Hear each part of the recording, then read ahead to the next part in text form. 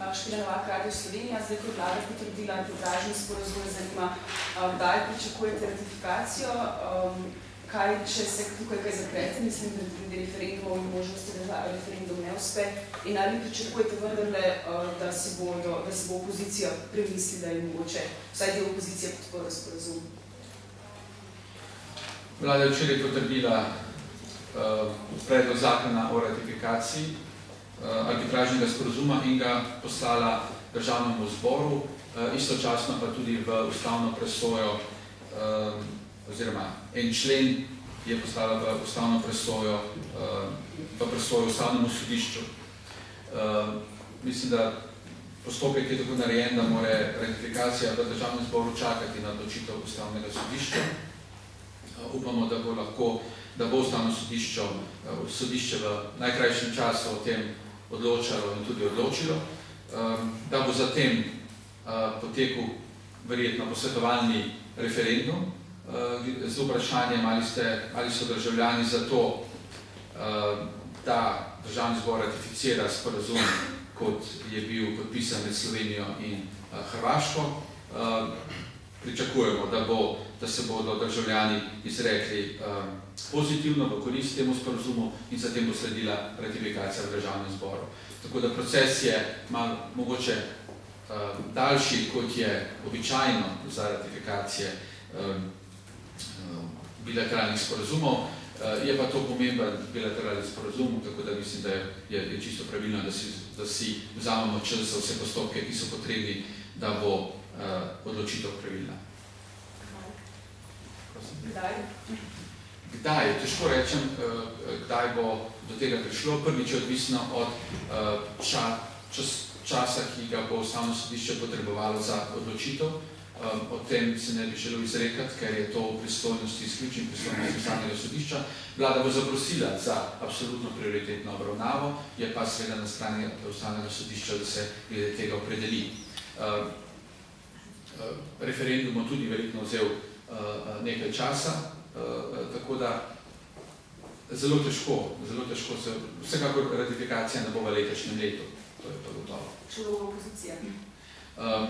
Vloga opozicije, mi bi si želeli, vsekakor bi si želeli, da bi opozicija podprla arbitražni sporazum in upamo, da bo v nadaljnih pogovorih, v nadaljnih razpravah tudi z opozicijo, da bomo lahko našli način, da bi opozicija ali pa del opozicije sporazum podprla. Bi me zanimal, zunanje ministrstvo se doslej ni odzvalo na izjave in tiskovno konferenco nekdanjega zunanjega ministra gospoda Rupla, ki je pred 14 dnevi nastopil na stranki SDS in komentiral zadeve in politiko zunanjega ministrstva.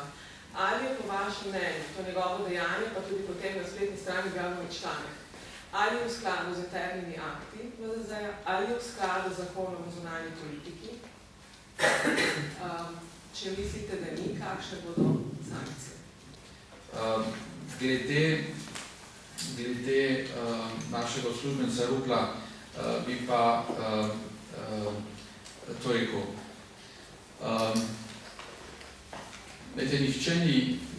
Nihče doslej ni imel toliko časa in toliko moči in toliko priložnosti, da uredi razmere v zunanjem ministrstvu in v zunanji politiki, kot jo je imel nekdanji minister dr. Rupel. Tako da mislim, da je najmanj pristojen za to, da ocenjuje delo tega ministrstva, razpoloženja v tem ministrstvu ali pa delovanje slovenske zunanje politike.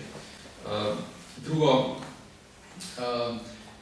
verjetno lahko tudi na nek način razumem njegovo razočaranje, da po tolikih letih, ko si zunanji minister in ko tudi vodiš predsedovanje Evropske unije, zaključuje svojo kariero kot uslužbene zunanjega ministrstva. Pa vendar mu to ne daje nobene pravice, da ruši vse, kar je sam naredil, oziroma da deluje tako, kot je sam prepovedoval delovati, ko je bil zunanji minister. Zato smo ga, imate prav, da njegovo delovanje ni v skladu z internimi akti, pravilnikom o sodelovanju z mediji, niti ni v skladu z zakonom o zunanjih zadevah in sami smo ga na to že dvakrat opozorili. Pripravljamo in razmišljamo pa lahko tudi o drugih ukrepih, ki so nam na voljo. Ampak sam vendarle mislim, da je, glede na to, da je začel s tem ministrstvom in da je bil toliko let minister, da je verjetno največja kazen zanj ravno to, da je uslužbenec v tem ministrstvu v tem trenutku. Mogoče še kratek komentar. V Državnem zboru je zdaj pobuda za sejo OZP-ja na temo podeljevanja agremanov. Seveda je povod za to sejo ravno podelitev agremana novemu ruskemu veleposlaniku. Mimogrede glede reciprocitete, ki ste jo prej omenili, gospod Kokalj je čakal na ta agreman več mesecev, pa ga ni več čakal.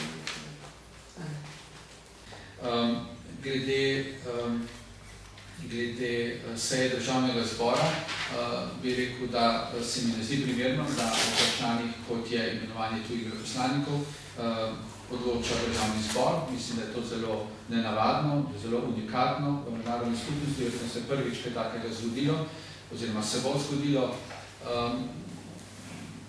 To je imenovanje tujih veleposlanikov je v suvereni pristojnosti držav, ki te veleposlanike pošiljajo.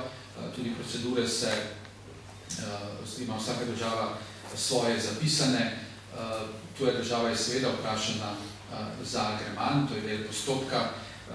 Se mi pa zdi nenavadno, da Državni zbor odloča oziroma razpravlja o celotnem postopku imenovanja veleposlanikov. Glede agremajev bi rekel tako, da gospod Kokalj je čakal agremane zaradi ruske strani, ampak ker je ruska strani videla, da je na naši strani, so določeni pomisleki oziroma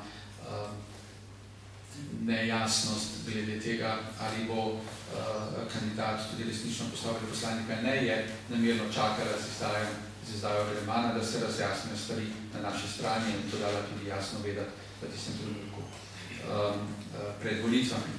Tako da ta primer ne more biti vzeti kot primer reciprocitete. Jaz sem imel reciprociteto z imenovanjem slovenske veleposlanice, ki je čakala podoben čas, kot smo mi potrebovali za našega agremana.